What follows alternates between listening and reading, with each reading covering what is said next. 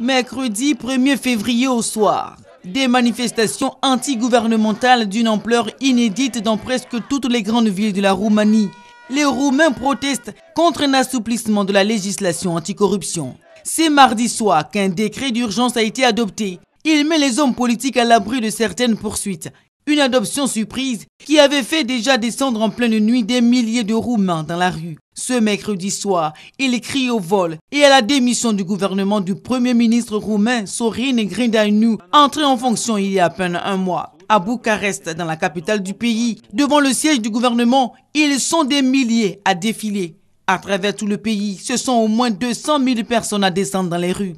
Mais dans la capitale, le rassemblement s'est achevé par des incidents. Les forces de l'ordre ont essuyé des jeux de pétards, de bouteilles de la part de certains manifestants et ont riposté par des tirs de gaz lacrymogène.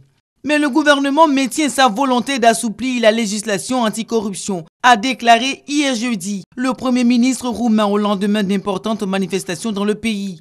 Pourtant, les tests adoptés sont dénoncés par une grande partie des magistrats qui voient dans ces ordonnances les limites de leur pouvoir. Les tests donnent un coup d'arrêt à la campagne anticorruption qui a envoyé derrière les barreaux plus de 1500 hommes politiques et hauts fonctionnaires ces dernières années en Roumanie. Plus de 2000 personnes font l'objet d'une enquête pénale pour abus de pouvoir dans le pays.